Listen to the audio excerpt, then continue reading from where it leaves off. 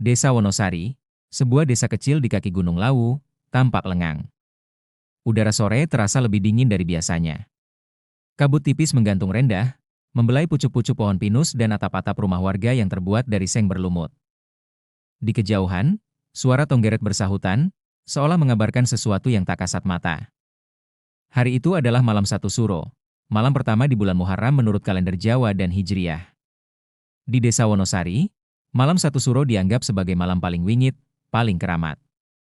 Warga tua selalu berkata, "Suro iku dudu wektu dolanan, dudu wektu golek rejeki. Iku wektu kanggo nyepilan eling marang Gusti." Satu suro bukan waktunya bermain atau mencari rezeki. Itu waktu untuk menyepi dan mengingat Allah. Karena itu, selepas maghrib, seluruh desa sepi. Warung ditutup lebih awal, jalanan kosong, bahkan anjing-anjing pun tak menggonggong seperti biasanya. Tapi rumah Pak Darma justru berbeda malam itu. Pak Darma, lelaki 53 tahun, tampak duduk di teras rumahnya. Mengenakan sarung batik, baju koko lusuh, dan peci hitam yang sudah agak pudar warnanya. Di pangkuannya tergeletak sebuah mushaf Al-Quran, terbuka di surah Yasin. Suaranya pelan tapi hikmat, membaca ayat demi ayat dengan tartil yang fasih. Di sekelilingnya, lampu minyak menyala redup. Listrik sering padam di desa itu, terlebih saat cuaca berkabut seperti malam itu. Meski Pak Darma tampak tenang, hatinya sebenarnya gelisah. Ada rasa tak enak sejak siang tadi. Entah firasat, entah intuisi. Seekor burung gagak sempat melintas rendah di atas rumah. Kucing hitam melolong panjang tanpa sebab tepat pukul 5 sore. Bahkan air sumur di belakang rumah tiba-tiba keruh dan berbau amis. Di dalam rumah, Bu Sarti, istrinya yang setia, sedang merebus air di dapur. Usianya 48 tahun, perempuan bersahaja yang selalu menjaga salat dan rajin mengaji. Ia bersenandung pelan bacaan zikir, mencoba menenangkan perasaan yang juga mulai resah. Tiba-tiba, dari rak atas, kendi tanah liat yang biasa digunakan untuk menyimpan air jatuh sendiri dan pecah berkeping-keping. Airnya tumpah ke lantai, mengalir hingga ke kaki Bu Sarti. "Astagfirullah," serunya kaget. Tak ada yang menyentuh kendi itu. Tak ada angin, tak ada gempa. Tapi benda itu jatuh sendiri, seolah ada yang melemparkannya. Bu Sarti melirik jam dinding. Tepat pukul 19.11.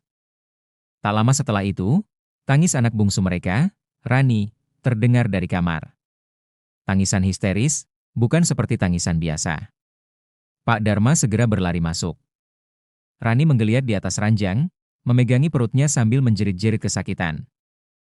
"Pak, panas, perut Rani panas banget, Pak." Pak Darma memegang dahi anaknya. Dingin. Tapi tubuh Rani berkeringat deras. Matanya memerah. Bola matanya sempat berputar ke atas, dan ia mulai meracau dengan kata-kata yang bukan milik seorang anak kecil.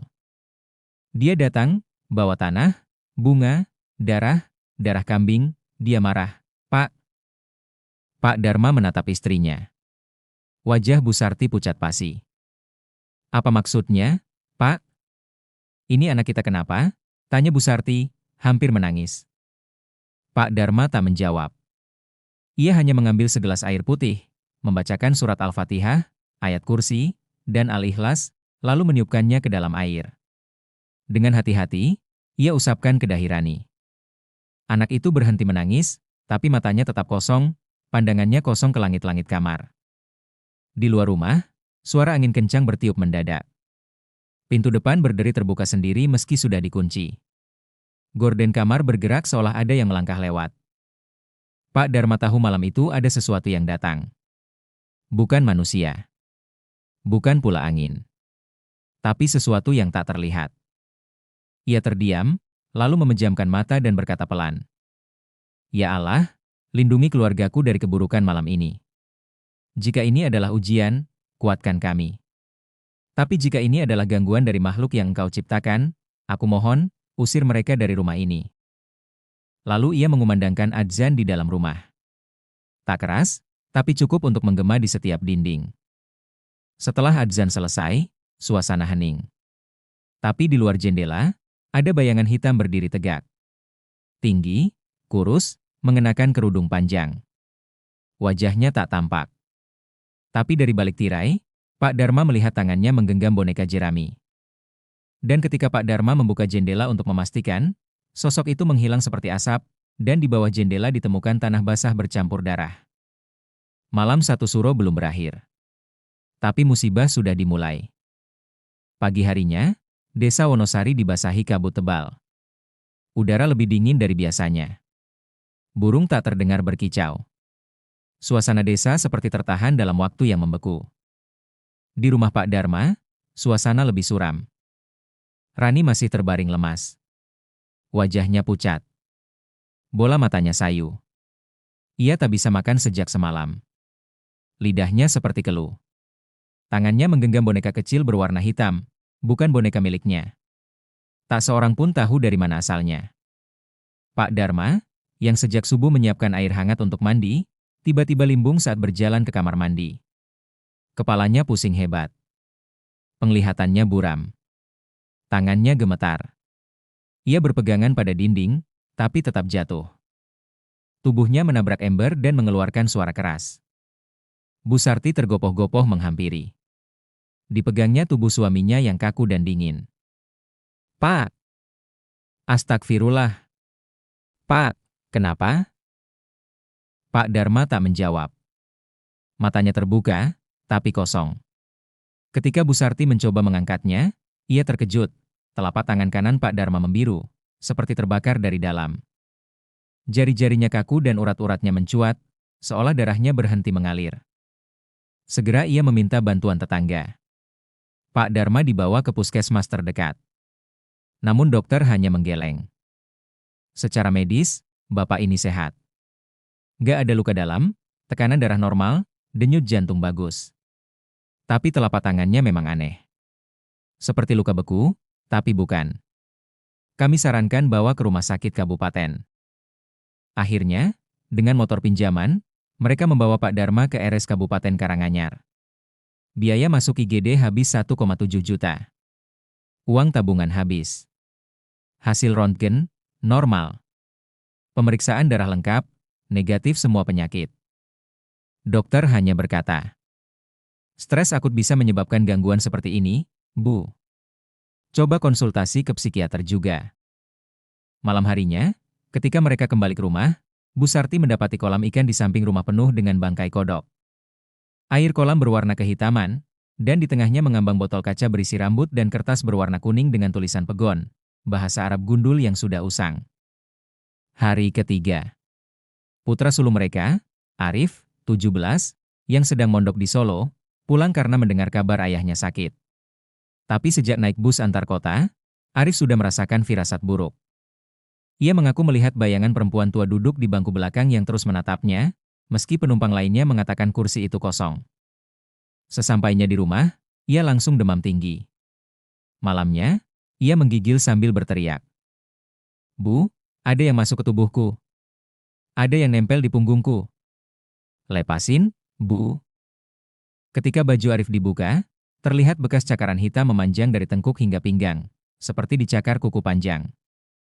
Sejak itu, Arif tak bisa bangun. Badannya lumpuh dari pinggang ke bawah. Ustadz desa, Ustadz Bakri, dipanggil untuk mengaji di rumah. Ia membaca Al-Baqarah dan ayat kursi di kamar Arif. Namun, saat bacaan sampai pada Fa men yakfur bitaghuti wa yumin billah. Tiba-tiba lampu padam, angin dingin masuk dari ventilasi, dan sebuah kendi pecah sendiri di ruang tengah, seperti malam sebelumnya. Di hari ketujuh sejak malam suro, seluruh anggota keluarga jatuh sakit bersamaan. Bu Sarti muntah darah pagi hari. Rani kembali mengalami kejang-kejang, matanya mendelik ke atas. Pak Dharma hanya berbaring dengan tangan masih membiru. Arif masih tak bisa menggerakkan kakinya. Tabungan keluarga habis. 2 sawah dijual cepat di bawah harga pasaran.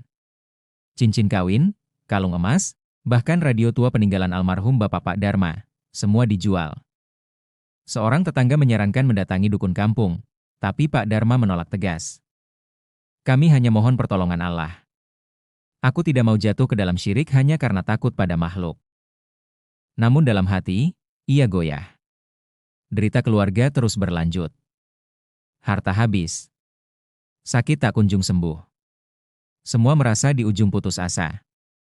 Di akhir minggu pertama, keluarga Pak Dharma menjadi buah bibir seluruh desa. Warga mulai bergosip. Kayaknya kena kiriman. Itu loh, mantan orang yang dulu ditolak cintanya Pak Dharma. Isu itu mengarah pada seorang perempuan tua yang tinggal di ujung desa. Dikenal tertutup, tak pernah ke masjid, dan konon memiliki ilmu pelet dan susuk. Namanya, Bu Menuk. Pak Dharma masih bertahan pada keimanannya. Tapi malam berikutnya, ia bermimpi bertemu seorang wanita berwajah rusak, matanya penuh darah, dan berkata, "Kalau kau tak sujud padaku, keluargamu akan mati perlahan." Pagi itu, udara di desa Wonosari terasa pengap. Matahari tampak redup meski sudah jam 8. Embun tak turun seperti biasanya. Bahkan ayam-ayam peliharaan di kandang belakang rumah Pak Dharma mendadak mati tanpa sebab. Pak Dharma yang masih berbaring di dipan bambu di ruang tengah menatap langit-langit rumah dengan mata kuyu. Tangannya mulai menghitam sampai ke siku. Arif, anak sulungnya, masih lumpuh. Bu Sarti berulang kali muntah darah setiap kali selesai salat. Rani, yang biasanya ceria, duduk dia menatap dinding selama berjam-jam. Terkadang tertawa sendiri. Kadang bicara dalam bahasa yang bukan bahasa manusia. Sekitar pukul 9 pagi, seorang perempuan tua berjilbab tebal dan membawa tongkat kayu datang ke rumah Pak Dharma. Dialah Mbah Warti, tetua desa yang jarang bicara tapi dikenal memiliki firasat tajam. Ia mengetuk pintu 3 kali. Lalu masuk setelah dipersilakan. Tatapannya menembus ke dalam. "Kowe kudu ngerti, Dharma, wisu aku curiga. Iki dudu lara biasa. Iki kiriman.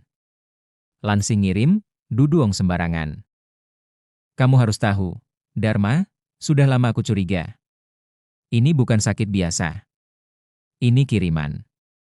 Dan yang mengirimnya, bukan orang biasa." Pak Dharma menatapnya lemah. "Sampai kapan, Embok? Sampai kami semua mati?" Mbah Warti menghela napas dalam-dalam. Ia lalu mengeluarkan sebuah benda dari tas kainnya, selembar foto usang berbingkai kuning. Di dalamnya tampak seorang perempuan muda berwajah tegas dan tatapan menusuk. Namanya, Menuk Astuti. Siapa Bu Menuk? 20 tahun lalu, Menuk adalah seorang janda muda yang baru ditinggal mati suaminya. Ia dikenal anggun, berbadan semampai, dan punya toko kelontong besar di pasar desa. Banyak lelaki yang tertarik, termasuk Pak Dharma, yang saat itu masih bujangan dan rajin berdagang sayur. Menuk sempat melamar Pak Dharma secara terang-terangan. Tapi lamaran itu ditolak secara halus karena Dharma lebih memilih menikah dengan Sarti, gadis desa yang sederhana tapi salehah. Sejak penolakan itu, Menuk berubah. Ia menutup tokonya. Jarang keluar rumah. Dan suatu malam, warga melihatnya berjalan sendiri ke arah Sendang Surojati, sebuah sumber mata air yang dikenal sebagai tempat pesugihan lokal. Tempat menyerahkan diri kepada makhluk halus penunggu. Konon, di sana sering ditemukan bunga 7 rupa, kemenyan, kepala ayam hitam, dan cermin kecil berlumur darah. Setelah kejadian itu, Menuk menjadi sangat tertutup. Tak pernah terlihat salat di masjid. Tapi rumahnya selalu harum oleh dupa setiap malam Jumat Kliwon. Banyak orang diam-diam menyebutnya Nyai Pesugihan. Seminggu sebelum malam 1 Suro, Bu Menuk datang ke warung Bu Sarti dengan mata tajam. "Hati-hati ya, Bu Sarti. Kadang, yang kamu kira sudah kamu miliki, sebenarnya masih milik orang lain." "Apa maksudnya, Bu?" "Gak semua cinta bisa dibagi. Tapi bisa dikutuk." Setelah itu, Bu Sarti mengaku bermimpi aneh. Ia berada dalam kuburan yang berisi boneka-boneka menyerupai keluarganya sendiri. Boneka itu dipaku satu-satu oleh tangan hitam dengan kuku panjang. Dan di bawah pohon nangka depan rumah Bu Menuk, ditemukan botol kaca berisi darah ayam, jarum karat, dan sobekan foto keluarga Pak Dharma yang dibakar sebagian. Ustaz Bakri yang datang ke rumah lalu menyebutkan bahwa tanda-tanda ini sangat mirip dengan kiriman santet dari golongan jin kafir, yang biasanya dipanggil melalui perjanjian pesugihan. Santet yang dikirim tepat di malam 1 Suro biasanya disertai nazar. Jika nazar itu tak diterima, maka jin akan membabi buta menyerang siapa saja yang menjadi target tumbal. Pak Dharma bertanya lirih. "Tumbalnya siapa, Ustaz?" Ustaz menjawab serius. "Kamu dan keluargamu." Malam harinya, Seluruh rumah bergetar pelan. Dinding mengeluarkan bunyi retakan. Rani kerasukan lagi. Kali ini ia tertawa panjang sambil berkata dengan suara berat. Menuk belum puas. Satu nyawa belum cukup. Kau harus datang ke Sendang, Dharma. Bawa darah. Atau semuanya akan hilang. Bu Sarti menangis terseduh. Arif berusaha merangkak ke ruang tengah meski kakinya lumpuh. Pak Dharma hanya bisa menangis diam, lalu mengangkat tangan ke langit dan berdoa dalam tangis. Ya Allah, cukupkanlah kami. Jangan biarkan kami meminta selain kepada MU. Jangan biarkan kami sujud pada selain Engkau.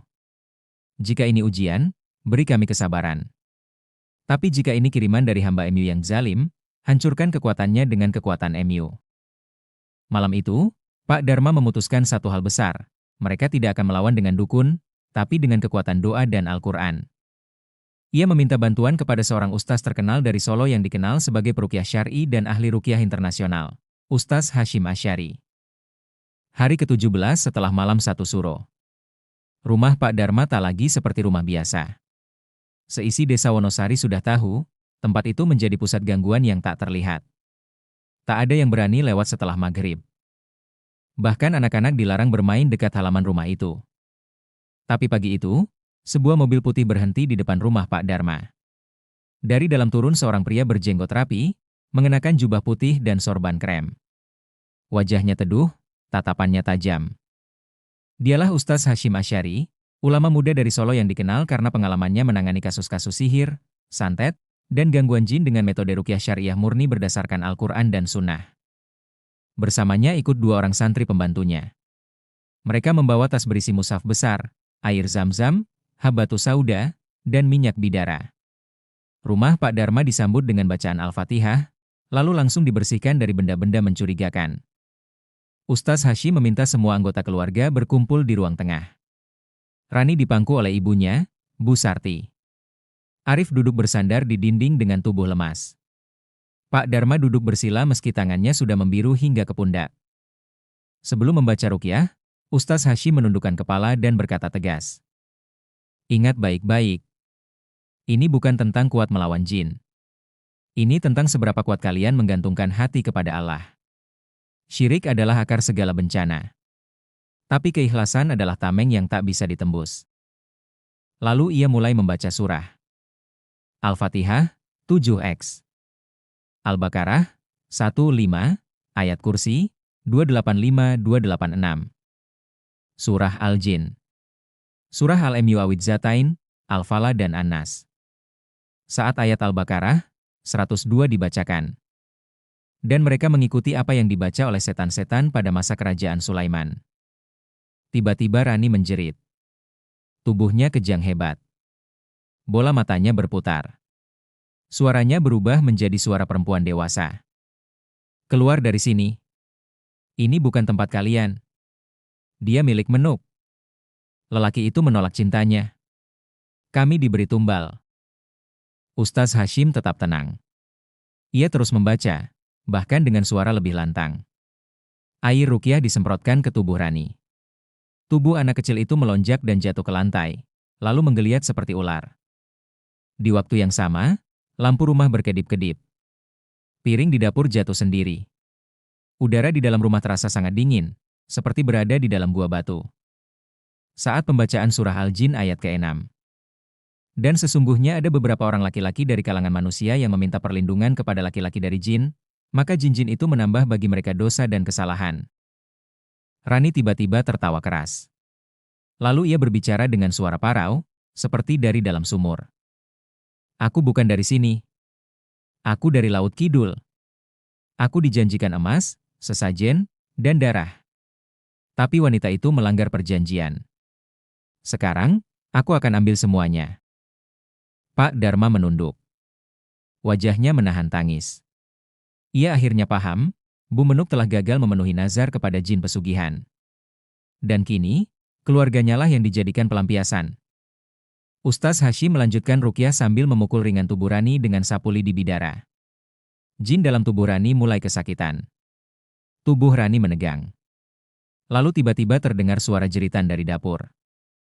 Para santri berlari ke sana dan menemukan kuali air mendidih yang tiba-tiba menghitam dan meledak. Setelah hampir 2 jam ruqyah berlangsung, Ustaz Hashim meminta Pak Dharma untuk memimpin doa tobat bersama. Ya Allah, aku bertobat dari semua kelalaianku. Aku berlindung dari sihir, dari syirik kecil maupun besar. Jadikan rumah ini rumah yang Engkau berkahi. Jangan biarkan kami mencari penyelesaian selain kepada MU. Tangis Pak Dharma pecah. Bu Sarti menangis sesenggukan. Arif memejamkan mata, dan untuk pertama kalinya sejak 2 minggu, ia bisa menggerakkan jari kakinya. Rani tertidur tenang. Setelah ruqyah, rumah dibersihkan. Semua sudut rumah diasapi dengan daun bidara dan kayu gaharu. Kaligrafi ayat Al-Quran dipasang di setiap kamar. CD Muratal Al-Baqarah diputar 24 jam non-stop. Semua benda asing dibakar, foto sobek, boneka hitam, botol darah, dan rambut. Ustaz Hashim berkata, jin tidak bisa tinggal di rumah yang dipenuhi ayat-ayat Allah. Tapi jika penghuni rumah lalai, jin akan kembali. Dalam 3 hari, perubahan mulai terasa. Rani kembali ceria. Ia sudah bisa berlari ke halaman. Arif berjalan pelan-pelan sambil bertumpu pada dinding. Bu Sarti tak lagi muntah darah. Warna tangan Pak Dharma perlahan kembali normal. Namun kabar buruk datang di hari keempat. Bu Menuk ditemukan meninggal dunia di dalam kamarnya. Tubuhnya membusuk, wajahnya menghitam. Di sekeliling tempat tidurnya ditemukan sesajen, tulang ayam, kain kafan bekas, dan kertas-kertas penuh tulisan Arab yang dipalsukan. Warga menyimpulkan, ia mati dalam pelukan jin yang ia panggil sendiri. Setelah kejadian kematian Bu Menuk yang misterius dan menyeramkan, Desa Wonosari kembali diguncang. Warga yang selama ini dia mulai berani bicara. Banyak yang mengaku pernah melihat Bu Menuk melakukan ritual di malam Jumat Kliwon, membawa sesajen ke arah sendang, bahkan menyimpan boneka-boneka di bawah tempat tidurnya. Tapi semua hanya bisik-bisik. Tak ada yang berani mengkonfrontasi langsung, hingga ajal menjemputnya dengan cara yang tak biasa. Jenazah Bu Menuk ditemukan 3 hari setelah kematiannya. Badannya membengkak, wajahnya menghitam seperti terbakar dari dalam. Di tubuhnya ditemukan bekas cakaran dan lebam aneh, seolah tubuhnya dihantam kekuatan tak kasat mata. Ustaz Hashim berkata perlahan saat ditanya warga. Jin itu bukan sahabat manusia. Mereka menipu, mengikat, dan pada akhirnya menuntut balas. Ketika perjanjian dilanggar, mereka menagih tumbal, dan itulah yang terjadi pada Bu Menuk. Keluarga Pak Dharma kehilangan banyak hal. Ladang mereka dijual, motor satu-satunya telah digadai, bahkan perabot rumah sebagian besar sudah habis. Tapi mereka mendapatkan sesuatu yang jauh lebih berharga, kesehatan, ketenangan, dan kekuatan iman. Hari-hari selanjutnya diisi dengan sholat berjamaah 5 waktu bersama keluarga, bahkan diatur jadwal salat tahajud bersama. Setiap malam Jumat, mereka mengadakan majelis zikir kecil di teras rumah, dibacakan surah Yasin dan Al-Baqarah bersama warga sekitar. Rani mulai belajar hafalan juz amma, dibimbing langsung oleh Arif yang sekarang pulih dan kembali mondok. Bu Sarti membuka warung kecil di depan rumah. Meskipun sederhana, hasilnya cukup untuk kebutuhan harian mereka. Pak Dharma kembali bertani di kebun sewaan milik tetangga, walau kecil, tapi penuh keikhlasan. Rezeki mereka memang tak besar, tapi setiap rupiah terasa berkah. Tak ada yang sakit lagi. Tak ada lagi suara-suara aneh di malam hari. Rumah terasa terang meski hanya ditemani lampu minyak kecil. Kematian Bu Menuk menjadi titik balik bagi Desa Wonosari. Banyak warga yang selama ini bermain dengan jalan belakang, memakai susuk, datang ke dukun, pasang azimat di toko, mulai melepas semuanya. Ustaz Hashim kembali beberapa kali dan memberikan pengajian terbuka di balai desa. Jangan takut miskin. Takutlah pada syirik. Karena kemiskinan di dunia hanyalah sebentar, tapi syirik bisa membawa kita pada kekekalan siksa. Masjid desa mulai penuh. Banyak remaja yang kini mengikuti majelis malam.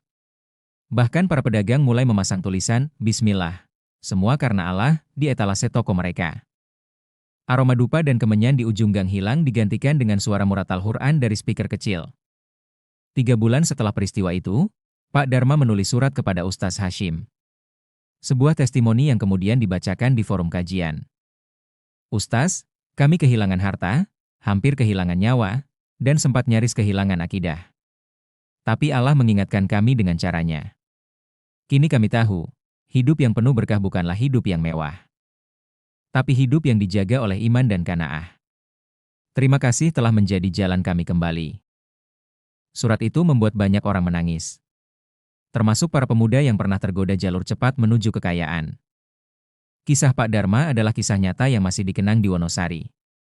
Sebuah pengingat bahwa penderitaan terbesar manusia bukanlah kemiskinan, tapi ketika ia menggantungkan harapan pada selain Allah. Dan malam satu suro kini bukan lagi malam yang ditakuti di desa itu, tapi malam muhasabah, malam zikir dan doa bersama, sebagai bentuk pelajaran dari sebuah tragedi yang mengubah segalanya.